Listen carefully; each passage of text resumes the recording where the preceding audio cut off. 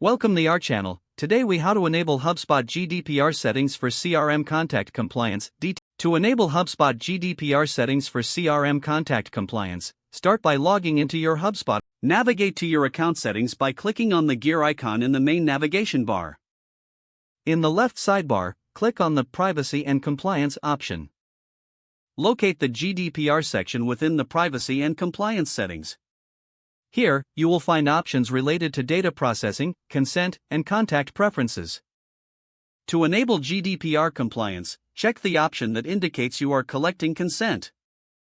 Next, scroll down to the Data Processing Agreements section. Make sure to review and accept the terms as needed. Return to the Contacts settings in your account. Click on Contact Properties to manage the fields related to consent. Create a new property for consent by clicking on the Create Property button. Fill out the property details such as name, description, and type. Ensure that the property is marked as required for form submissions. Now, navigate to any forms you use to collect contact information. Edit the forms to include the new consent property. Add an appropriate consent checkbox that users must check before submitting. Save the changes to the forms. Next, go to the Workflows section in your HubSpot dashboard. Create a new workflow to manage GDPR compliance actions. Set triggers based on the consent property status.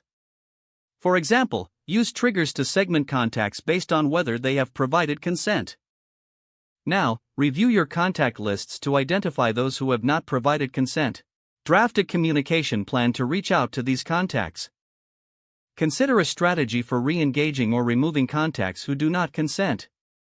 Finally, regularly review your compliance settings and adjust based on legislative changes.